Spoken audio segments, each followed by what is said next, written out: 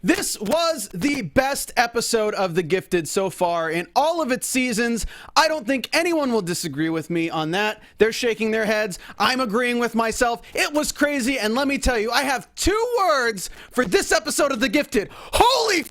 You're tuned in to AfterBuzz TV, the ESPN of TV talk. Now, let the buzz begin. And welcome to Le Gifted Season 2 Episode 9! Oh, we have Jason the Purifiers, we have Andy and Rebecca, and of course Lauren and the Strakels. Welcome to Episode 9, Game Changer. Voila. This was the best episode ever. Yeah. This was the best.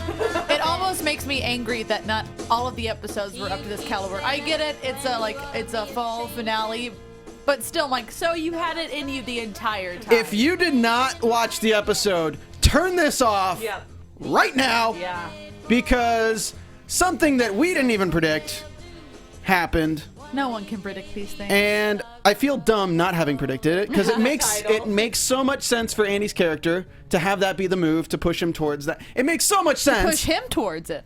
Yeah, it makes so much sense. And the only thing that didn't happen was Reva wasn't even the one behind it. She didn't even like manipulate it to happen. It just happened.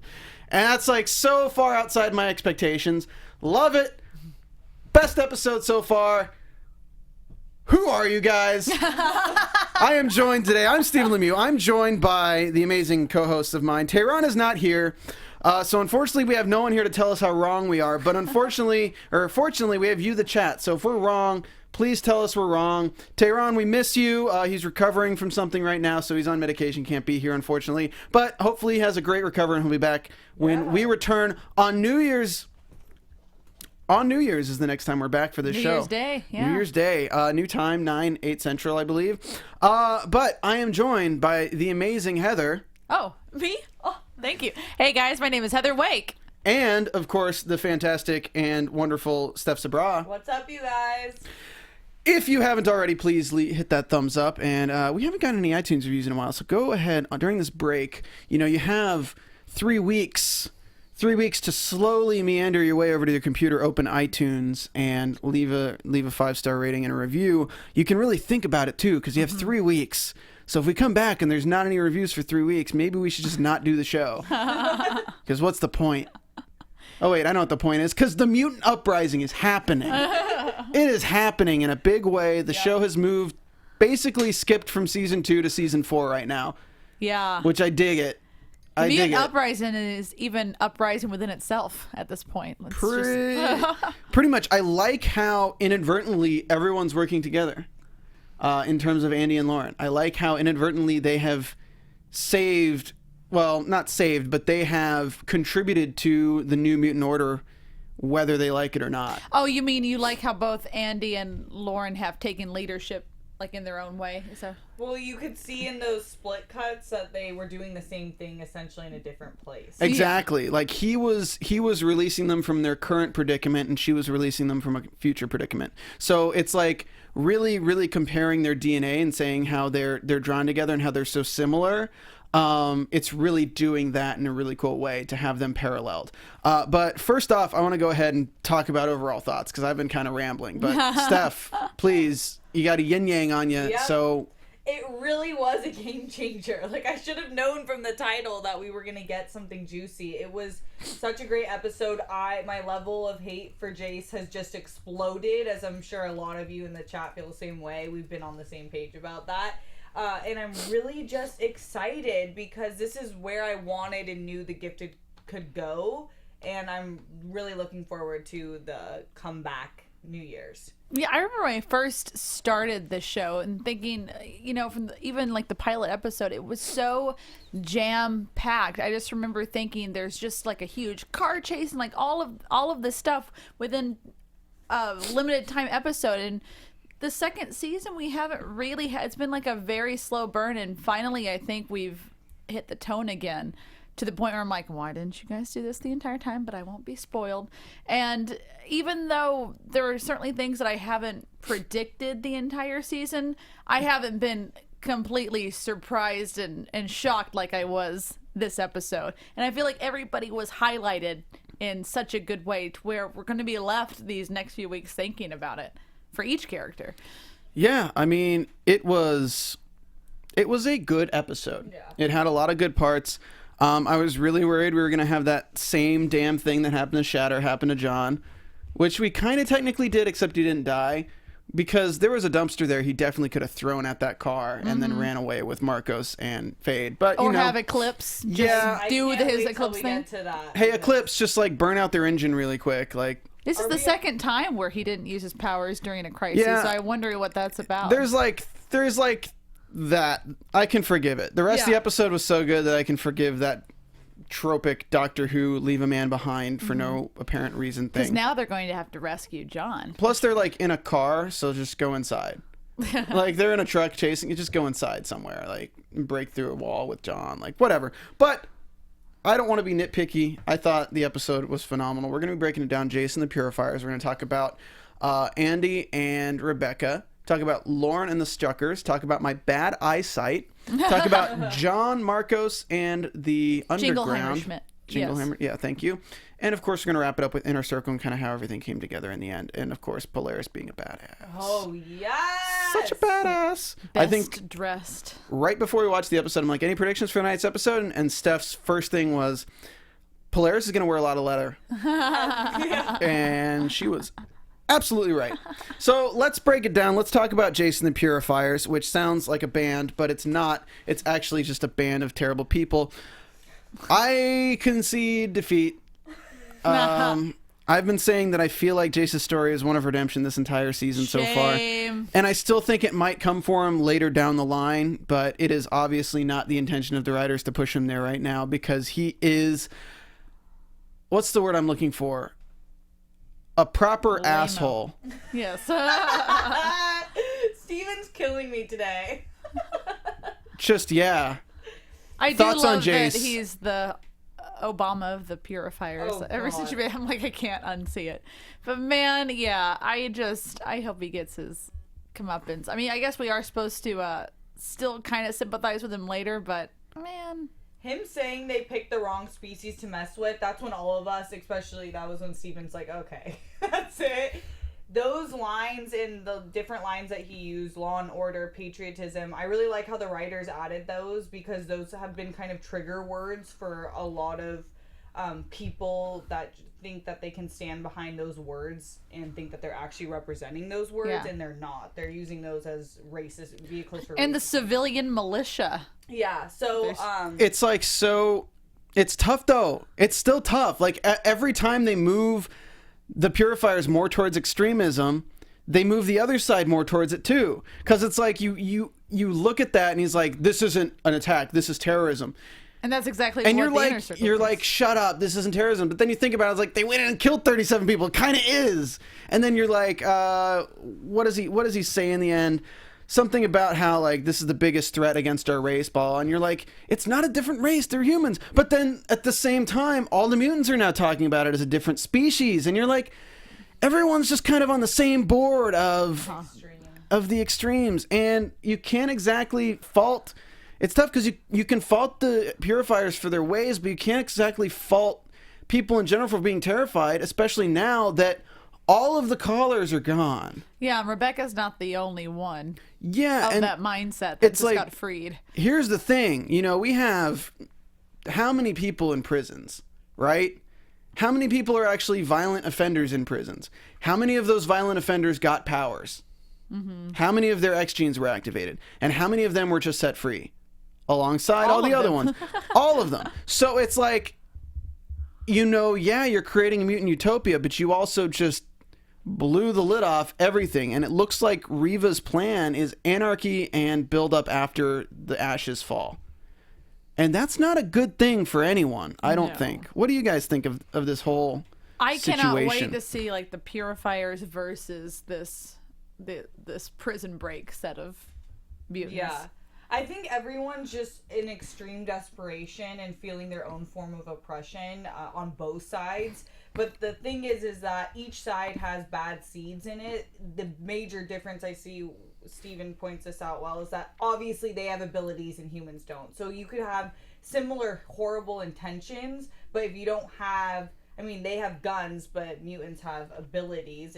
There's a different playing field, but it is really chaotic, but I started to feel John on this. Like, it's hard not to feel desperate on either side of what you're on. It is, but like I have to go to what Polaris said in this episode, which is bad. Is she says to Andy, she's trying to help Andy after what happened with Rebecca, and she says it's not her fault. They made her into that. And if she wasn't broken before she went in there, she is broken now. So, you know, if the mutants that went into these situations and were being tortured by these callers weren't broken before, they are now. So it's not just releasing mutants, it's now releasing mutants who actively have a vendetta against humans, because racism is bred through circumstance as well. It's not just somebody like wakes up and they hate a certain group of people. They're taught to hate. And being in prisons and tortured by humans is a pretty easy way to make a lot of mutants hate humans. Yeah, it's an interesting depiction of just the prison system in itself. Yeah. Right? It's not really set up to really rehabilitate or help people with troubled minds either. We can lump in the system of mental facilities too with that. But isn't it, I always get, especially on TV, don't you just like always get excited when people break out of prison? Because part of you is like, oh good, that means if I go to prison there's a chance. I don't know. I don't know if it's like I'm anti-authority. I'm like, oh yes, stick it to the man. No, I think you made a beautiful point. It is a lot about power and control and not knowing how to deal with people, so we go to the extremes, which is obviously prison is less extreme than say what the purifiers are on right now, but it's still, I mean, it's not the solution. You've created something way bigger by not just leveling with people from the beginning and try to find real solutions. But you treat people like they're broken, that's what they become. I mean that's true to a point, but I mean, we're not going to become Rebecca even if we were broken. Right. You're like, I don't know. No, but I'm just saying, like, you know, you can treat somebody like a delicate flower. It doesn't turn them into a delicate flower. It just pisses them off. You can treat somebody like they're broken. It doesn't necessarily mean they're going to start acting broken. But if you torture somebody days on end by a collar that could kill them and shock them and do all these things, like, it's going to develop some mental I feel instabilities. like that is treating them like they're broken. Maybe I'm just mincing words, though. Yeah, maybe we're like viewing what you're saying differently. Yeah. You mean like broken? I see what you're saying, not like I now see what you're saying. Yeah, they don't deserve to be part of a society. Right. Yeah. Okay, I can see where you're coming from with that. So, yeah, it's very interesting to see Jace's storyline and where it's continuing to go to. It's looking like he's going to end up top end purifier. Yeah. Where do you see him going by the end of the system or the season? Well, I mean, he's definitely going to be in charge of torturing Thunderbird, I think. Oh my God. I don't think they're going to like take him to the authorities or anything. They're going to try to get any information out of him through whatever means necessary, I think. Sorry. Oh, and I was just saying, I think Jace is going to be a big part of that. Yeah, I agree. I think that he's continuing to get more extreme because where we saw him a few episodes, he's at a different level now.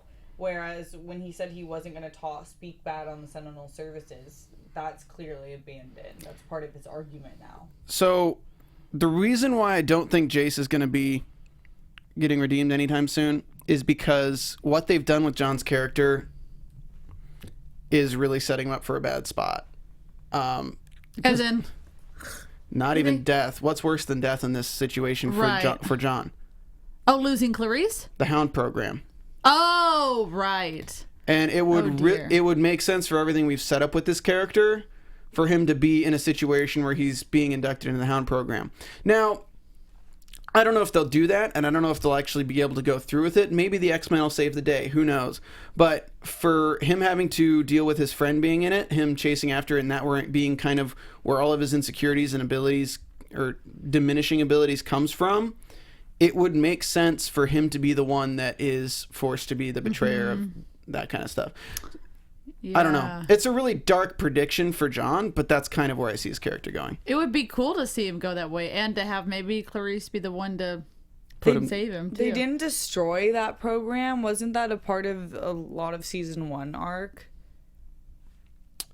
Oh yeah, I mean, there's not one scientist who's Yeah, running that that's whole true. thing. Like, there's that one guy that's now dead, but research stays. It's like whether they destroyed Madeline's lab or not. The research that they currently had is definitely backed up somewhere. Yeah. That would involve Jace like somehow infiltrating the Sentinel services once again, right? Not necessarily, because the Hound program was actually outsourced by the Yep. Sentinel services. Right. And what happens when the Purifiers get more powerful, which people are now on board with, and once martial law is declared, because all these mutants just escaped, I mean, they're only going to gain more power and more, because the mutants don't have the media and the mutants don't have the resources. Who has the resources and the media is the humans, so they can turn opinion every which way they want. The government's going to have to side with somebody. So and Ivan Soto in the chat says the Hound program's dead, but the research is never dead, guys. I agree. Yeah, they it's- can bring anything back. They can bring It's it all Marvel. back. It's a comic book show, people.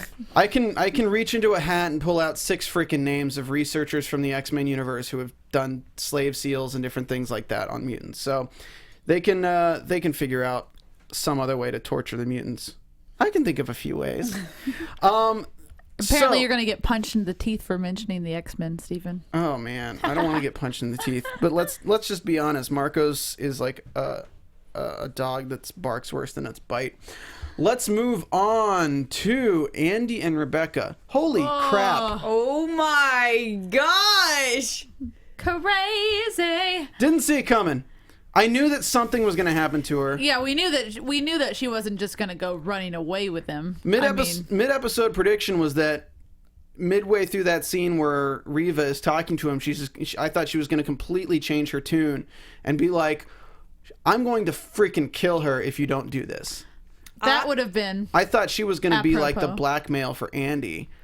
I thought Riva was just sympathizing with Andy to get him to get Rebecca back on board or some sort of master plan of manipulation.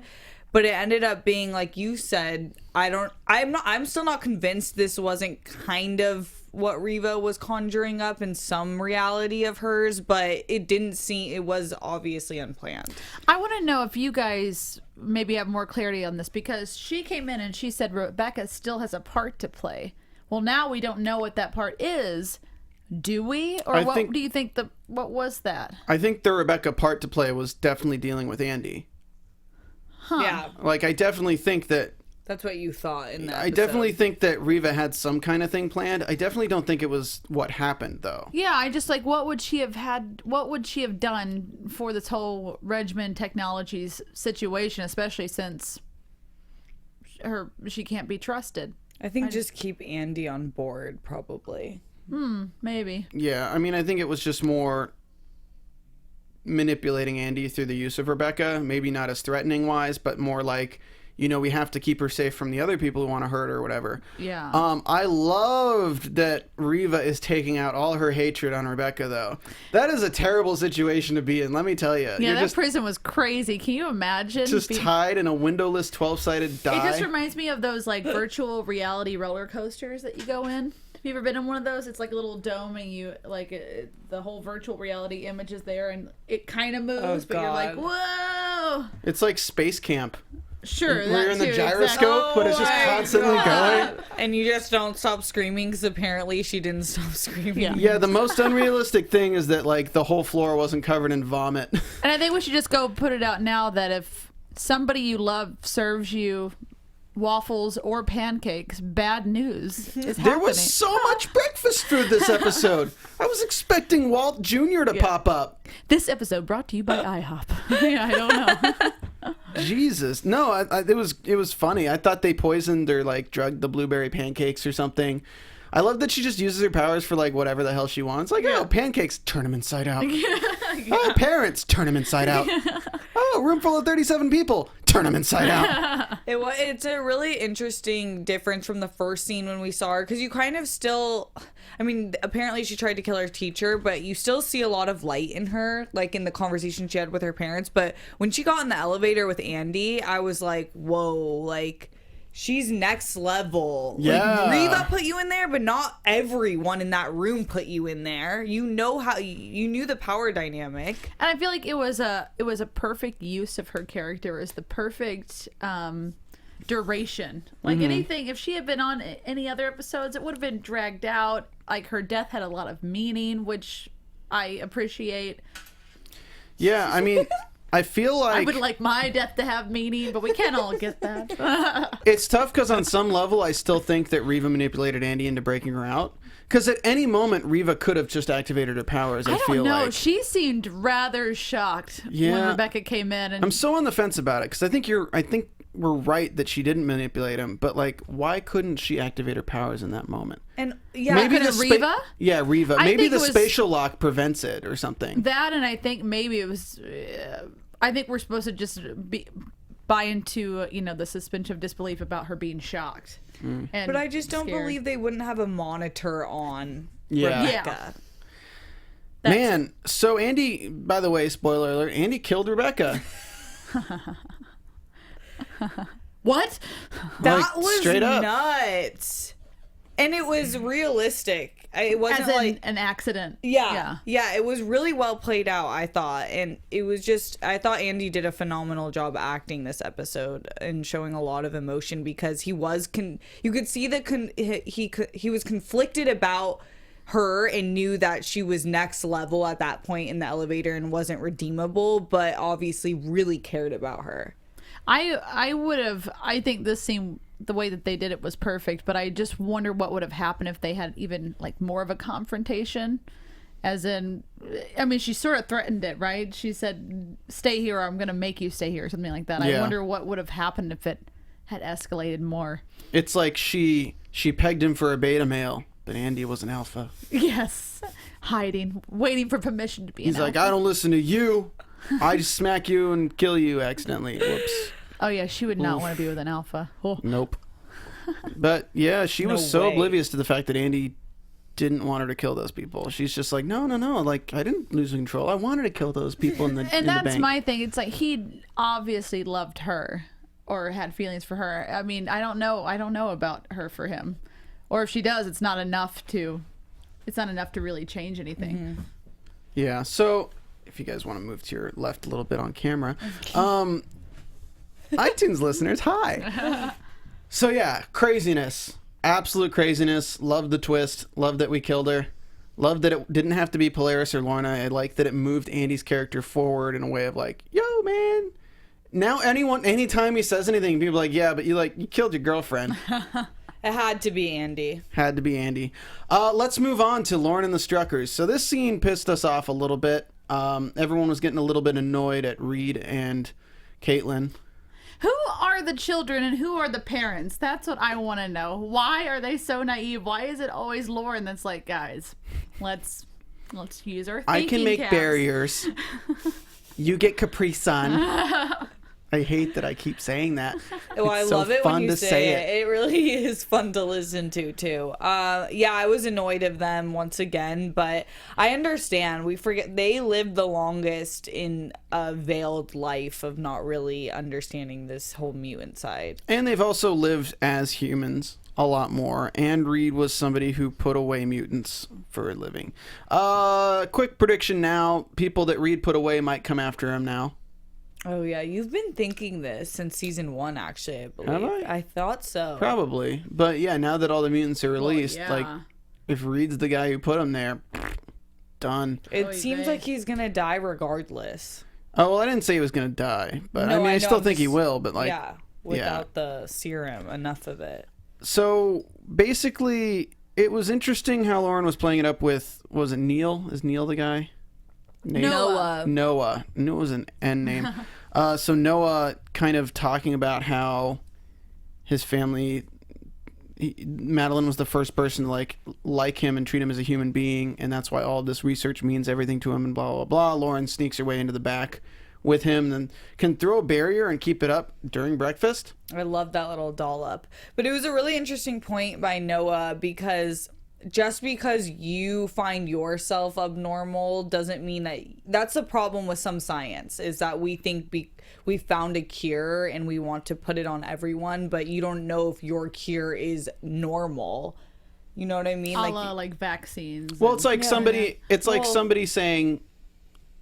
I mean, they said it right. It's scientific genocide. Yeah. It's like a lesser version of it would be like Heather, right? If you hated having red hair, and you invented something that eliminated red hair from your I genome, would never. but if you did and you used This is it, in my genome anyway. that research that you created now exists, and whether you want it to be used on other people or not is not up to you at that point, because all it takes is somebody to get their hands on it and they can use it however they wish. They could create a gas of it, they could create a drink of it, they could put it in the water supply and have everyone drink it, like whether or not. And Madeline says, she reveals her true colors, she's like, I'm saving the human race. But I mean, the human race. Actually, I think I would do that so that no one else could have red hair. Damn, savage. That's really rude. You're a selfish person. I am. Very I do selfish. love your red hair, though. Here we go.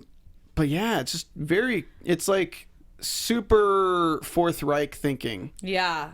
Fourth Reich. I Third kind Reich. of Sorry, like Third that Reich. they never Righteous. really, they never portrayed her as like vindictive. She wasn't like a Jace where she She's was like sort a of nice granny. Exactly. I still don't think she is. And Lauren said it best. She believes what she's doing is good. Exactly. And that can be almost scarier, because you can't be convinced otherwise when you really think you're doing like God's work out here. Here's the thing, is if she wasn't thinking about it for the whole human race, if that wasn't her thinking, then what she was doing was good. You got to realize that. Yeah. Like that's what's so interesting about technology nowadays is like, you know, what if somebody develops something to save the life of their loved one? What if their loved one has a disease that can only be cured by a more advanced form of the flu virus? What if that's what it is? What if that's the cure for their disease? And through researching and through doing it to save their loved one, they invent this that saves their loved one. Are they evil if that same thing is used to kill millions of people? Yeah, that's the interesting point with science. I agree. Yeah, it's like, you know, you can't.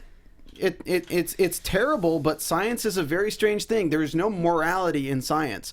All of the research from the terrible experimentation and things that were done in World War II, it pushed our medical advancements forward like 50 to 100 years.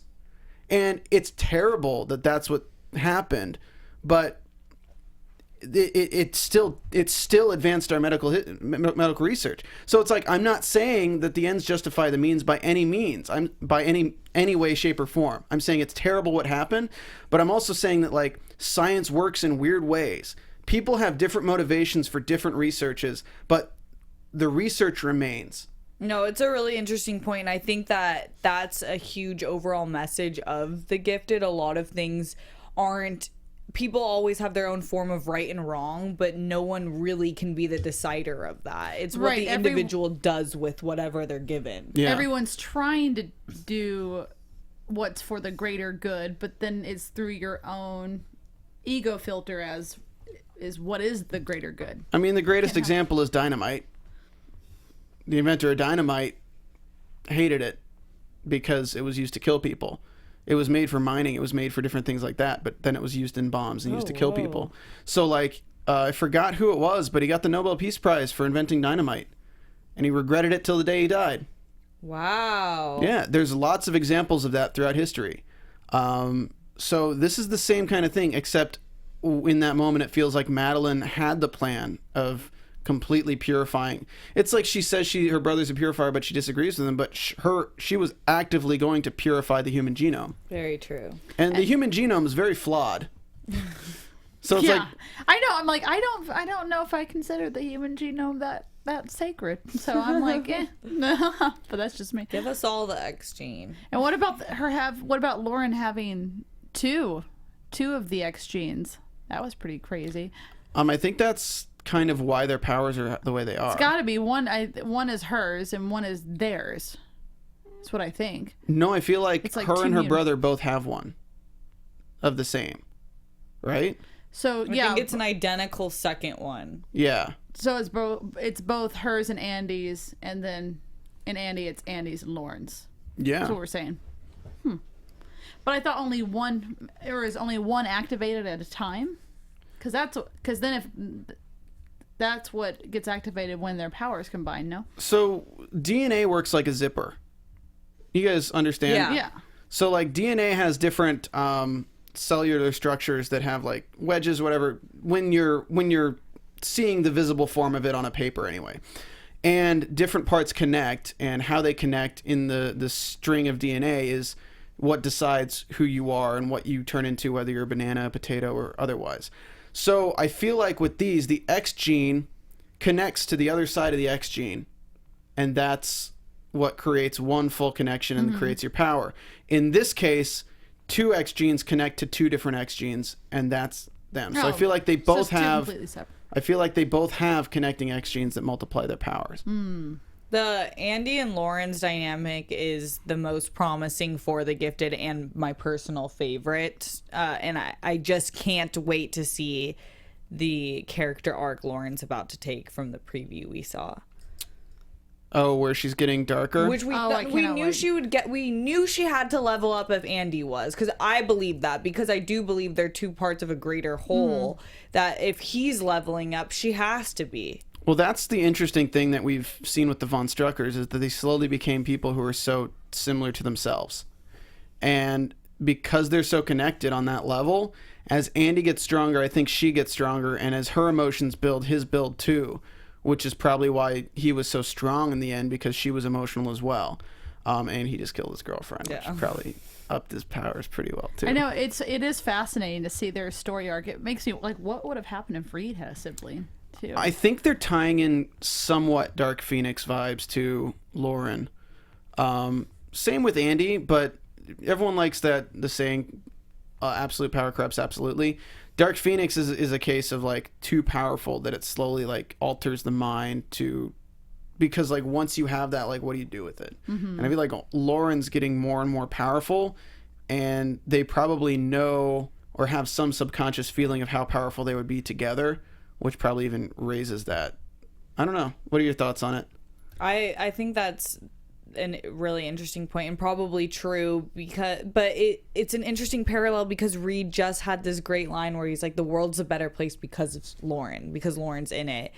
But their powers have always been confusing to me, because it's so powerful. You really have to be so strong inherently to be able to handle that. I would be surprised if it went all the way to where Lauren joined the inner circle, but yeah, I do think it's gonna get much darker for her. The line. Well, now that where we're at, the lines are going to be muddied completely. Yeah. Between the Morlocks, between the Brotherhood, between the Underground and the Inner Circle, everywhere. The lines are completely muddied. Because now you're just flooding everywhere with mutants, flooding everywhere with people with guns, flooding everywhere with just violence, and it's going to be crazy.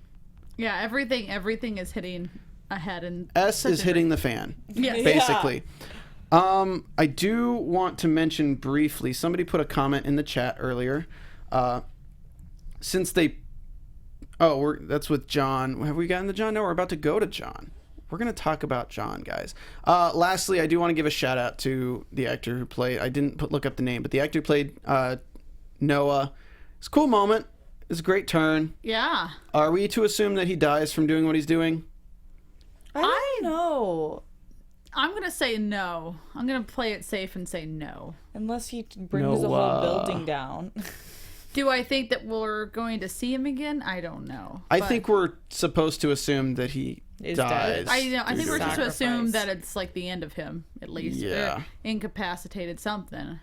Do you think that his flip came too quickly, or do you agree with him flipping because of what Madeline said? For the sake of the episode, yes, but I remember thinking like, oh, well, that was okay.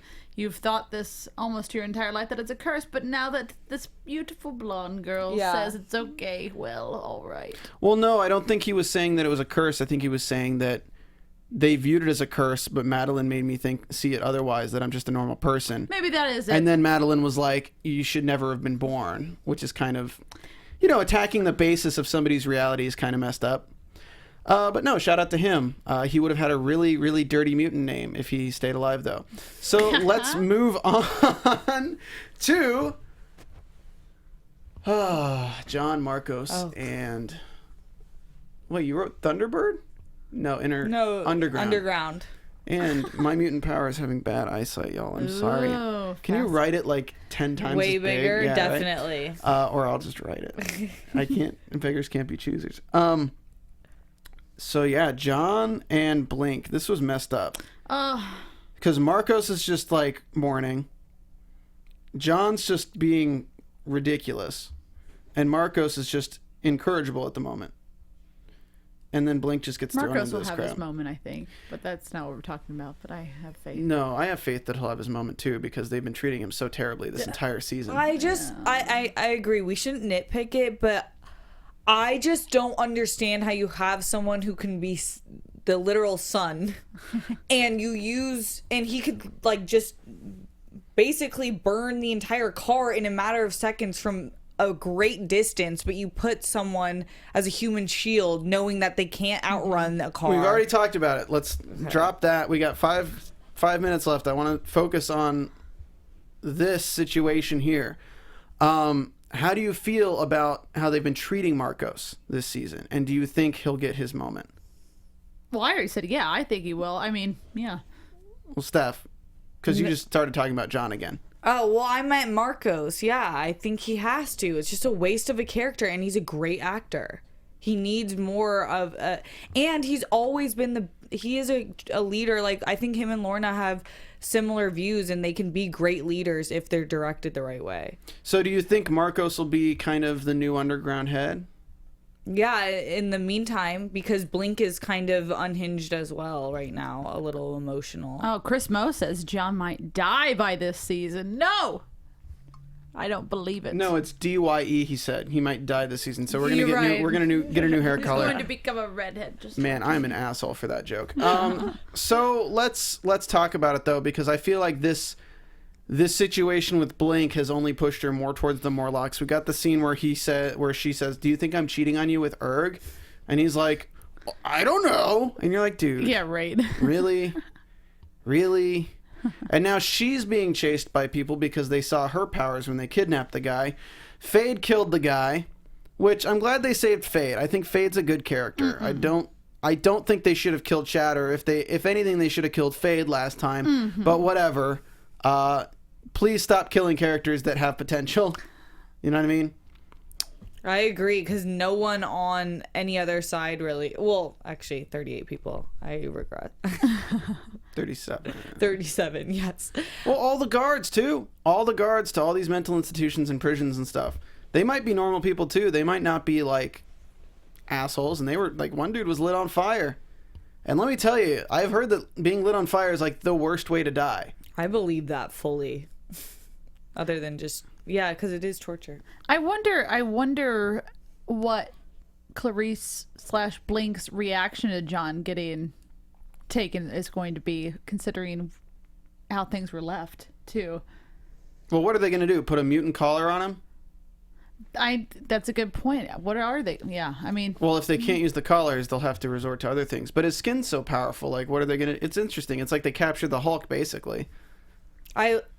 And you know, John, I mentioned this before, but he's the prime example of it. It's you say that you're doing something for the greater good, but let's be real, your ego is driving you at this point. So, shout out to the chat. Ivan Soto disagrees with me on everything. So naturally he says Fade sucks. I hate Fade.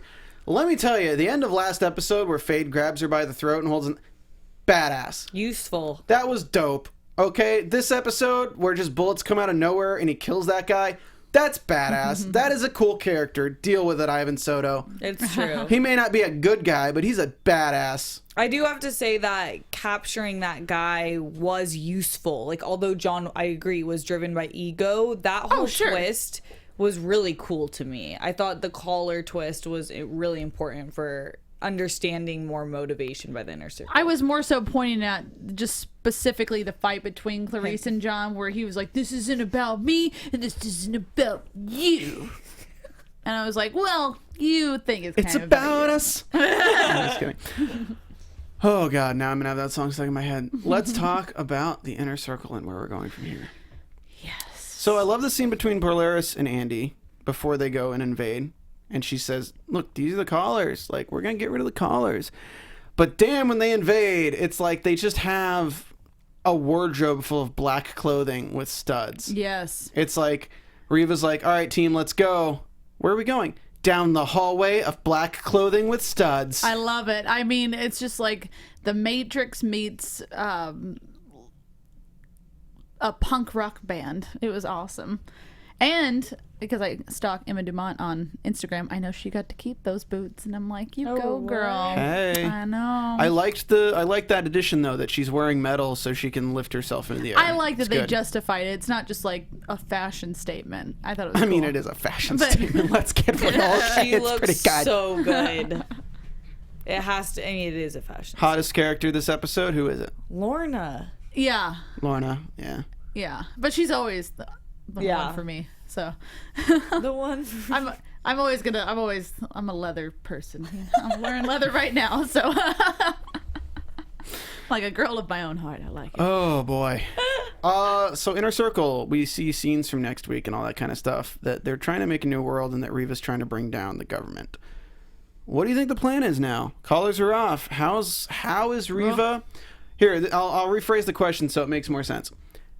What tactic will Riva use to unite the mutants that just escaped? Oh man. Well, okay, we mentioned the teaser that, or it was mentioned in the teaser that Riva was planning to take down government.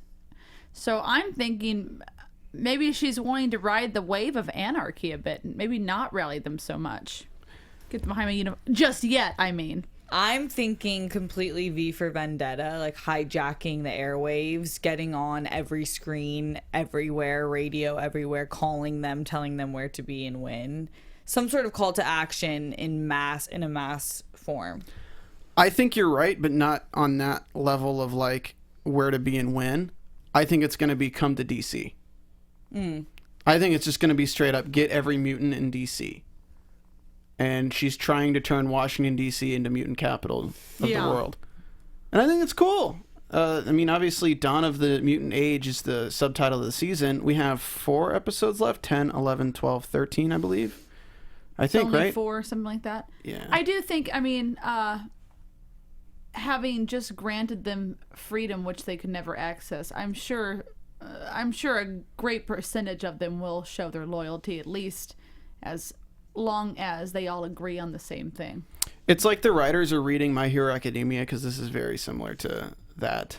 I am here. It's That's all I like know of one My Hero. villain inspires the rest to start coming out of the woodwork and banding together. And that's kind of what's happening right now. And will Riva own the villainship in the media, or will she try to make herself look like a party to both sides, but still attracting the mutants?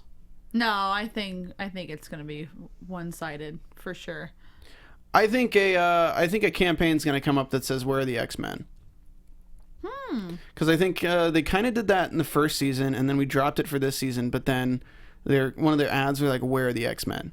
And I think this season, this next coming up finale in season 3 is definitely going to need that kind of feel behind it. Agreed. And I think mentioning it a lot during this episode, even though someone was going to get punished from it, makes sense that they're hinting at it. Yeah, exactly. And come on, Hugh Jackman. Gotta bring in good old Hugh. Yes. Come on.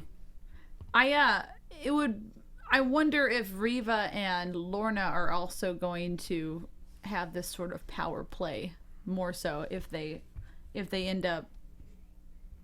I mean, we kind of mentioned this while we were even watching the episode, that Lorna's got a little bit more of this natural ability to lead. Yeah. So, and Riva's compromised. She's making decisions based out of anger too, Yeah. with what she did with Rebecca against. However, Riva isn't worried about. Well, I guess they both aren't, but Riva, I think, is a more big picture person and obviously less throttled by emotions, unlike Polaris. Speaking of being throttled by emotions, we have to wrap it up, and I'm throttled by emotions about that. Overcome. I want to speak to people in the chat saying that the bad guys aren't supposed to win, and why are the bad guys winning? There are no bad guys in this show. That's the thing, is there's really not bad guy. I mean, there's people who are assholes, but there's not a side on this show that's bad guys at this point. Everyone's acting out for their own self-interests, and that's what makes X-Men so interesting. That's what always has made X-Men so interesting. Because do you take the side of the mutants or do you take the side of the humans? Regardless, you're still choosing a side against another group of living beings. So, I don't know. There's only people who are doing things in the name of their cause that are bad. Mm-hmm. I don't know. Humans are overrated, aren't they? Right? Like, I want the power to fly. Like, I mean, aren't we? Here's the question. Would you kill somebody to have the X gene activated in you? Yes. I mean, what X gene? Just whatever your X gene is. Would I get to know beforehand? Nope. Ooh. But probably, yeah. Probably. Steph? Would I get... no. No. I was going to say, would I get to pick who I can kill one? Comment in the chat below or comment after the stream is over. Let me know. Would you kill somebody to get mutant powers? Yes. Oh, you're not asking me anymore. I'm very excited at your answer. We will talk about it next time we come back on New Year's. Thank you, everyone, to join us. Please hit that thumbs up. Leave a comment below after this stream ends because the comments in your live chat don't save. Major shout out to Black Magic, Ivan Soto, Project Circa 04, Nicholas Kelly, Alyssa Ramos, Jonathan Shaw, Chris Moe, and all the other people who are in the chat. Appreciate you guys joining us for the after show for episode 9 of season 2, the best episode ever. Yep. And we're going to be back for the end of the season 2 come the new year. Please hit that subscribe button for sci-fi fantasy superheroes, and just know that AfterBuzz TV is the ESPN of TV talk, and we have after shows for over 100 series a week. So if you have anything that you like, from reality to reality competition, or even wrestling and sports, we do an after show for it. So check it out. You can also turn off notifications if you don't want to be pestered by it. So without further ado, we are going to roll the credits with a word from Maria Menounos, and see you in 3 weeks. Yeah. See you next year. Our founder, Kevin Undergaro, Phil Svitek, and me, Maria Menounos, would like to thank you for tuning in to AfterBuzz TV. Remember, we're not just the first, we're the biggest in the world, and we're the only destination for all your favorite TV shows. Whatever you crave, we've got it. So go to AfterBuzzTV.com and check out our lineup. Buzz you later.